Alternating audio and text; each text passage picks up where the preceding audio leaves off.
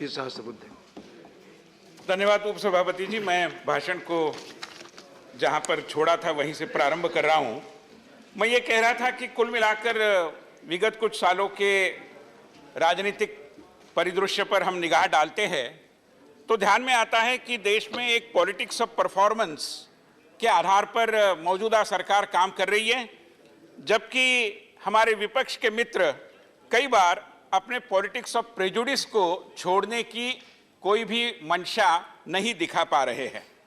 मतलब राष्ट्रपति जी के अभिभाषण के बारे में लंबी चर्चा हो सकती है, चर्चा के बारे में जैसे कि माननीय नेता प्रतिपक्ष ने और अन्य कई लोगों ने आपत्तियां की, ये होना चाहिए था, वो होना चाहिए, मैं समझ रहा हूं, मगर कुछ अच्छी बातों का अगर जिक्र करते थे, थोड़े खुले मन से उसका स्वागत करते थे तो कोई आसमान गिरने वाला नहीं था। उपसभापति महोदय, जैसे बहुत बढ़िया तरीके से माननीय राष्ट्रपति महोदय ने विभाजन विभीषिका स्मृति दिवस और वीर बाल दिवस, इन दो नए प्रयासों का, दो नए एक दृष्टि से संस्मरणीय दिनों के बारे में, उनको इंस्टीट्यूट करने के बारे में उल्लेख किया है।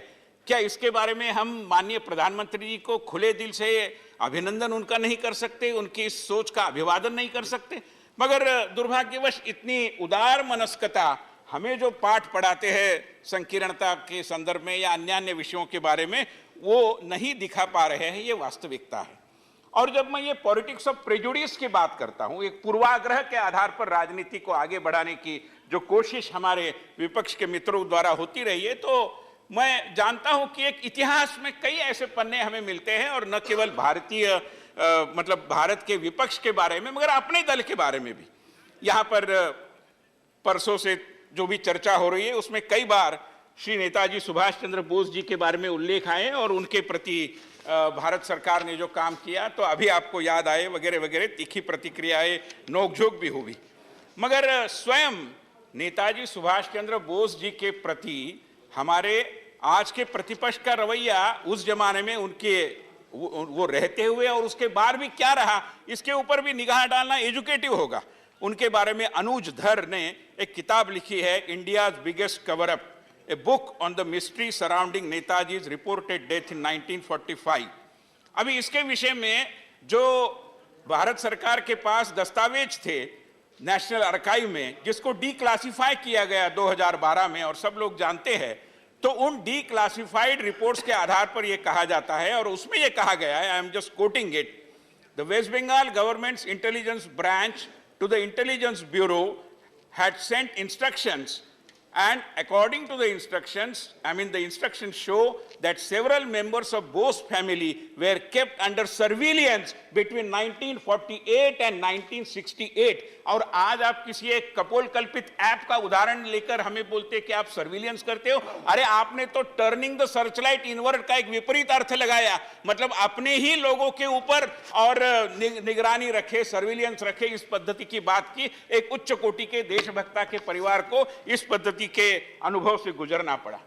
लंबा विषय नहीं है, मगर श्री पुरुषोत्तम दास जी टंडन, जो हमारी देश की जो ग्रैंड ओल्ड पार्टी उसके अध्यक्ष थे, उनको क्यों त्यागपत्र देना पड़ा? वो तो जनतांत्रिक तरीके से चुनकर आए हुए अध्यक्ष थे, मगर उनकी अध्यक्षता सहन किसको नहीं हुई और क्यों उनको त्यागपत्र देना पड़ा? क्यों मतभेदों को और सहन करने की क्षमता नहीं दिखाई गई? हमारे देश के एक बड़े अच्छे अफसर थे, एडमिनिस्ट्रेटिव ऑफिसर हमारे देश के थे श्री पीसी अलेक्जेंडर जी। मैं जिस महाराष्ट्र से आता हूं उस महाराष्ट्र के वो राज्यपाल थे महोदय, और उनकी इच्छा थी कि अगर राष्ट्रपति पद के लिए उनका नामांकन होता तो अच्छा होता था। उन्होंने प्रयास भी किए, बाद में अपनी सारी वेदना उन्होंने from the corridors of power इस नाम से एक किताब में अपनी पूरी वेदना उन्होंने व्यक्त की है। तो उस किताब को अगर आप पढ़ेंगे तो आपको ध्यान में आएगा। पॉइंट ऑफ ऑर्डर, हाँ please. Concentrated on the subject. Are you discussing presidential address or history of international? I have requested this to History all of members. international Congress or Please presidential take your address? yes, please take your seat. I have requested it to each and every one of you.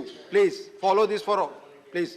It's very surprising and astonishing that our friends from West Bengal are teaching us as to democratically how should we conduct ourselves. Please. Irony of the situation. Irony of the situation. Please, आप chair को address करें. But let me tell you, that Shri P C Alexander ji ने जो अपने जीवनी में लिखा है from the corridors of power, उस विषय में प्लीज उस विषय में उसका सीट पर बैठ करना बोले। Please please, you are a senior I member am sir. Jairam Ramesh, you are a senior member, आपस में बात न करें। Please let him speak. Please, no no, not allowed. Please let him speak. Mister Vinay P Sahasrabuddhe, please please please no, history requires to be retold, honourable sir. Please. तो बात यह है, मैं ये बात कह रहा था, आप देखिए, चेयर को एड्रेस विषय तो करें। आता ही आता है। इन्होंने भी हमारे पार्टी के और विचारधारा के इतिहास में कई सारे बिंदु जिसका कोई संदर्भ नहीं था उनको उठाया, तो जवाब देना तो हमारा कर्तव्य बनता है। और कम से कम सदन में तो हमें बोलने दीजिए, बाहर जो भी आपको करना है वो आप No करते point of रहे order. हैं, Please, और please. विशेष रूप में पश्चिम बंगाल में। तो Please. मान्यवर, मैं उपसभापति Please. महोदय, हाँ, सर, दे आर बोले। Misusing the Yes, yes. Point of order provision, sir. just wait for me. Irrelevant. Yes, I have made clear to all of you. I have made clear to all of, please. No point of order, please. Vinay ji, please speak. Vinay ji, please speak. यह मेरा सारे माननीय सदस्यों से आग्रह है कि आप विषय पर ही बोले। तो प्लीज, अलेक्जेंडर जी की बात मैं ये कर रहा था कि उनको भी अपने दल के अंदर, जो जिस दल के साथ उनका विशेष रुझान था, जिसका लगाव था, उनके अंदर एक पॉलिटिक्स ऑफ, जिसको हम कहेंगे कि politics of suspicion, politics of prejudice, politics of paranoia, इसका शिकार होना पड़ा। इसकी भी सब लोगों को जानकारी है, और इसलिए बाकी लोगों ने हमें लोकतंत्र के पाठ पढ़ाने की और दल के अंतर्गत जो आंतरिक जो जनतंत्र होता है उसके बारे में कहने की स्वाभाविक रूप में कोई आवश्यकता नहीं है। मान्यवर, मैं और एक दो तीन बिंदु कहते हुए अपनी वाणी को विराम दूंगा, मगर एक महत्वपूर्ण बात है कि जब हम पॉलिटिक्स ऑफ परफॉर्मेंस की बात करते हैं और यहाँ पर कई सारे आंकड़े दिए गए, इन विषयों पर क्यों नहीं बोलते, उन विषयों पर क्यों नहीं बोलते कहा गया, महंगाई के बारे में कहा गया कि कितनी महंगाई हो रही है, आप क्या कर रहे हैं। मैं आपको बता दूं, और ये आंकड़े मेरे नहीं है, सरकार के भी नहीं है, ये इंडियन एक्सप्रेस के रिसर्च ब्यूरो के आंकड़े हैं जो उन्होंने छापे हुए हैं जून 2021 में, और वो आंकड़ों के आधार पर ये बोल रहा हूं। महंगाई के बारे में जो कंज्यूमर प्रोडक्ट का जो इंडेक्स सीपीआई जो होता है, कंज्यूमर प्राइस इंडेक्स, वो आज 4.8 पर एनम इस पद्धति से विकसित हो रहा, मतलब इस पद्धति से बढ़ रहा है, जबकि कांग्रेस के यूपीए के 10 सालों में इसका औसतन वृद्धि दर 7.8% पर एनम था। तो महंगाई को हमने रोका है, आप रोक नहीं पाए थे, ये वास्तविकता है। आप चाहे जो भी कहे, मगर वास्तविकता ये। इंडियन एक्सप्रेस जहां तक फॉरेक्स की बात करें, जहां तक फॉरेन एक्सचेंज की बात करें, उपसभापति प्लीज महोदय, आपस में बात न करें, प्लीज। उपसभापति महोदय, जहां तक हम विदेशी मुद्रा की बात करें, तो 2014 में हम अपने परफॉर्मेंस की बात कर रहे हैं, हम कोई गलत नहीं बोल रहे। 2014 में हमने जब आपसे सत्ता के सूत्र अपनाए थे, तब हमारे देश का विदेशी मुद्रा भंडार था, उसमें 313 बिलियन डॉलर्स की पूंजी जमा हुई थी। आज जब मैं आपके सम्मुख भाषण कर रहा हूं, उसके पहले की मैं 6 महीने पहले के आंकड़े दे रहा हूं, 600 बिलियन डॉलर्स के ऊपर हमारा फॉरेन करेंसी का जो भंडार होता है वो गया है, विदेशी मुद्रा का जो भंडार है। ये स्वीकार करिए ना, अभी थोड़ा दिल बड़ा करिए, थोड़ा कठिन है आपके लिए, थोड़ा दिल बड़ा करिए, कठिन है, I know that. Fertilizer subsidy की अगर मैं बात करूं, 6.50 लाख करोड़ की फर्टिलाइजर सब्सिडी हमारी सरकार के अंदर दी गई है। पावर जनरेशन, चलिए उसकी बात करते हैं। ऊर्जा निर्माण किस पद्धति से हो रहा है? हमारे कार्यकाल में आज 1280 बिलियन यूनिट पर एनम की बिजली निर्माण हो रही है, जबकि अगर यूपीए का औसतन हम देखें तो 720 बिलियन यूनिट पर एनम, यह आपका औसतन वार्षिक ऊर्जा निर्माण का और जो भी परफॉर्मेंस है वो रहा है। जहां तक रोड कंस्ट्रक्शन की बात है, और इसके बारे में तो पूरी दुनिया जानती है कि कैसे रास्तों के निर्माण को हमारे सरकार के कार्यकाल में बहुत अच्छे और तीव्र गति से हम आगे बढ़ा रहे हैं। तो रोड कंस्ट्रक्शन में पुराने हमारे जो रिकॉर्ड थे, 10 साल का जो यूपीए का कार्यकाल रहा, उसकी तुलना में 30% से भी अधिक गति से देश में रास्तों का जाल बिछाने का काम और पूरी क्षमता के साथ हो रहा है। मैं मानता हूं कि सत्य को आपको स्वीकारना पड़ेगा। बहुत बार उपसभापति महोदय विषय आता है कि मनरेगा मनरेगा मनरेगा का क्या उल्लेख नहीं, फलाना ढिकना। अरे मनरेगा इस देश ने जो देखा है 10 साल आपके यूपीए के कार्यकाल में, और माननीय प्रधानमंत्री जी के उसके ऊपर की टिप्पणी का भी आप जरूर उल्लेख करते हैं, कोई आपत्ति नहीं, मगर टिप्पणी कोई वास्तविकता से विपरीत नहीं थी, क्योंकि उस समय जो काम हो रहा था, उसकी जो गुणवत्ता थी, उसमें जो व्यक्ति लगे थे, उसमें जो करप्शन भरा हुआ था, उसकी तुलना में अगर हम देखें तो मैं मानता हूं कि बहुत, और इसके संदर्भ में, गुणवत्ता के संदर्भ में विशेष रूप में बहुत अच्छी सफलता हमने अर्जित की है। एवरेज एनुअल परसेंटेज की अगर मैं बात करूं तो यूपीए के कार्यकाल में 200 करोड़ एवरेज परसेंटेज थे, जबकि प्रधानमंत्री मोदी जी के कार्यकाल में 230 करोड़ एनुअल परसेंटेज, यहां तक ये पूरा रिकॉर्ड जाता है।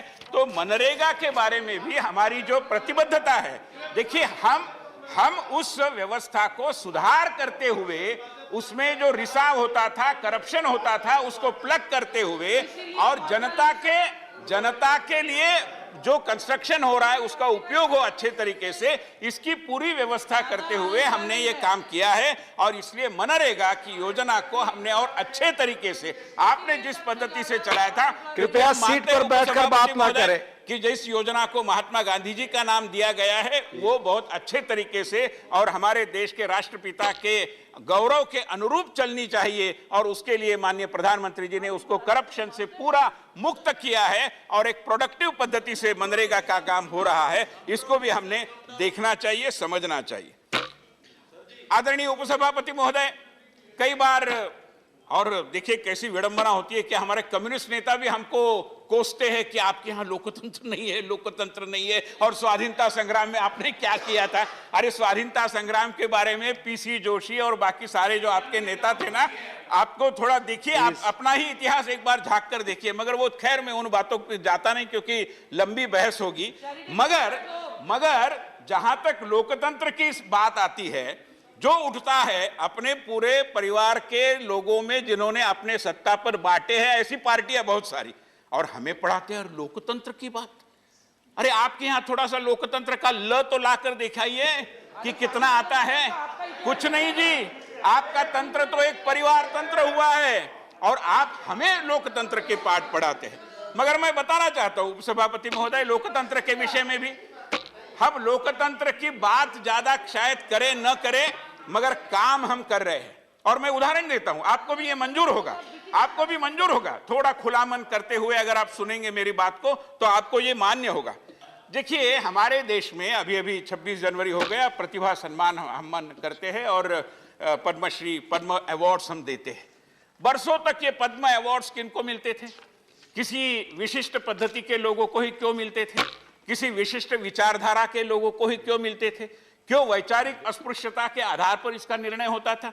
अरे ये तो हमारी सरकार थी, और हमारी सरकार के प्रधानमंत्री जी की सोच थी कि हमने हमारे एक प्रखर आलोचक सम्माननीय श्री शरद पवार जी जैसे व्यक्ति को भी पद्म पुरस्कार से सम्मानित किया। हम राजनीति नहीं करते, बिल्कुल राजनीति नहीं करते। अटल जी को नरसिंह राव जी ने दिया, उनको तो आप मानते ही नहीं मान्यवर। आप तो नरसिंह राव जी का नाम भी लेना संभव नहीं आपके लिए। छोड़ दीजिए अभी बात। नरसिंह राव एक अलग पद्धति के नेता थे, उदार मनस्क नेता थे, गलती से वो आपके दल में थे, इसलिए उन्होंने वो दे दिया। मगर मैं कहना चाहता हूं कि हमने प्रतिभा सम्मान का भी लोकतांत्रिकरण किया है।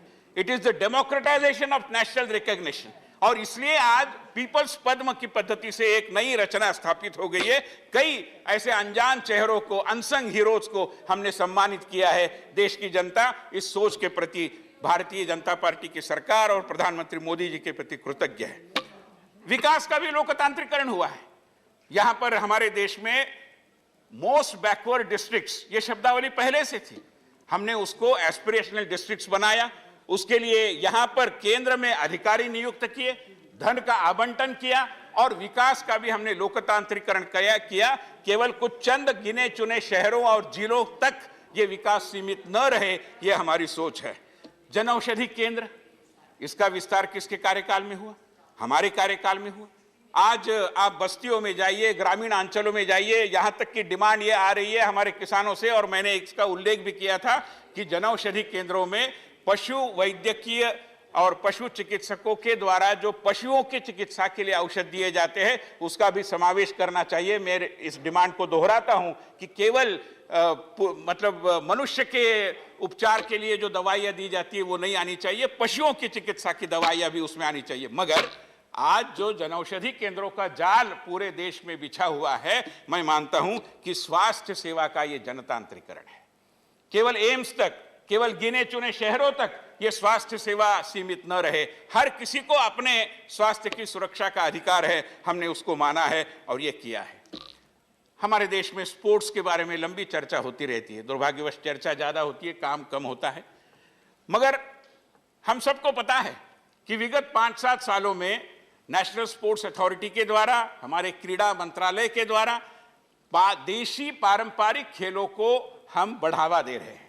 हमारे जो पुराने खेल थे, खैर कबड्डी तो काफी अभी अंतर्राष्ट्रीय धरातल पर भी पहुंच चुका है, मगर कई ऐसे हमारे ग्रामीण अंचलों में परंपरा से जो खेल हम खेलते आए, जो खेलते खेलते हमारे में से कई लोग बड़े हुए, उनकी कोई पूछ परख नहीं थी, उनकी कोई चिंता नहीं करता था। अभी की सरकार ने पारंपरिक खेलों पर बल दिया है। मैं मानता हूं कि क्रीड़ा क्षेत्र में भी ये एक लोकतांत्रिकरण है, क्योंकि लोगों की आशा आकांक्षा, उनके भाव विश्व के अनुरूप हम खेलों की व्यवस्था में भी कुछ सुधार लाने की कोशिश कर रहे हैं।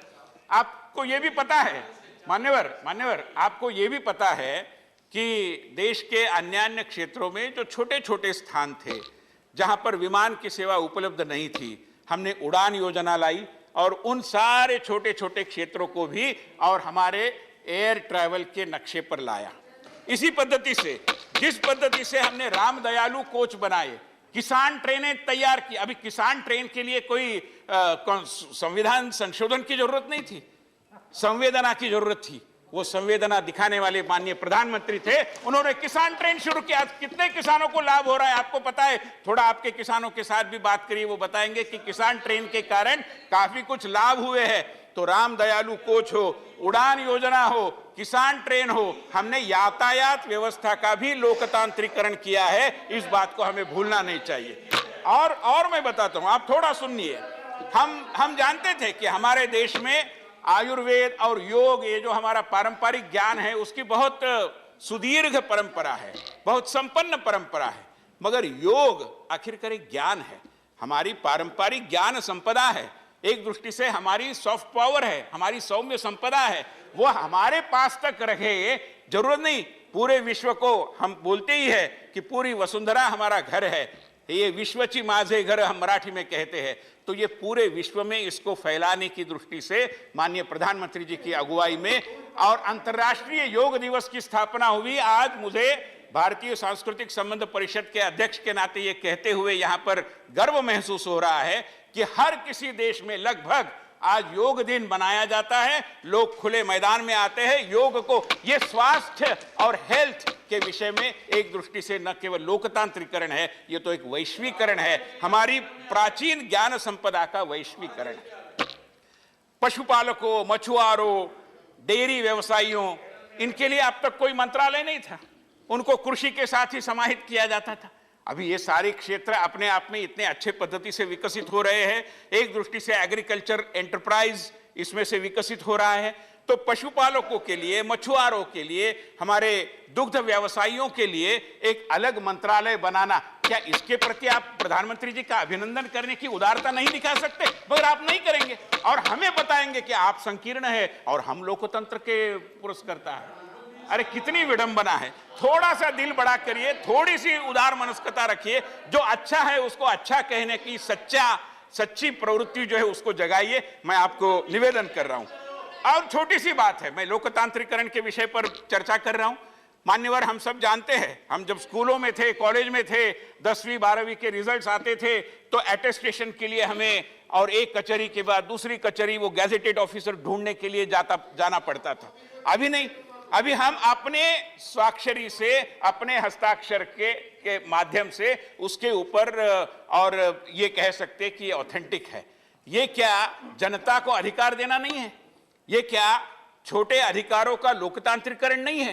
क्या इसके बारे में एक छोटी सी बात के लिए थोड़ा दिल बड़ा करके आप सरकार का अभिनंदन नहीं कर सकते थे, मगर आप करेंगे नहीं क्योंकि आप विपक्ष के हैं और आप बोलेंगे कि नहीं नहीं अभिनंदन करना तो हमारे संकेत में आता ही नहीं, और आप वो संकीर्ण मानसिकता के आप शिकार होंगे, हमें लोकतंत्र के पाठ पढ़ाएंगे। मैं आपको निवेदन कर रहा हूं कि कृपया ऐसा न करें।